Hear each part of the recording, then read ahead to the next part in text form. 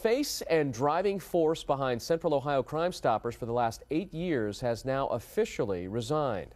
Kevin Miles was asked by the group's executive board to step down just days after an internal financial review found no improprieties.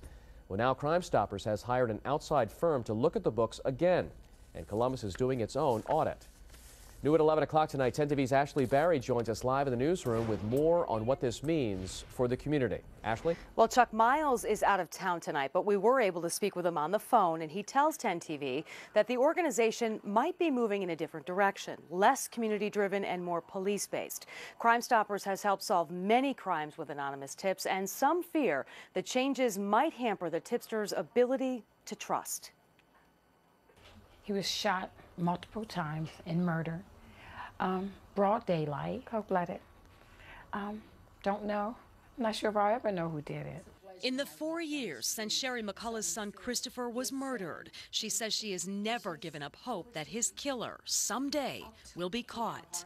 To this day, she carries around this poster with his picture and an organization, she says, that has given her a voice. Crime Stopper has been such a backbone, encouraging. They've been able to deal with you as a person who suffered loss. McCullough fears, though, that the organization, which depends on anonymous tips to help catch criminals, might shift after news President Kevin Miles resigned. 10TV has learned that the group's executive board asked him to step down. Miles told 10TV over the phone that his resignation was a decision made in part because he believes that Crime Stoppers is looking to become more police-based rather than community-driven, a plan he likens to wolves guarding a chicken coop. It's just not going to work.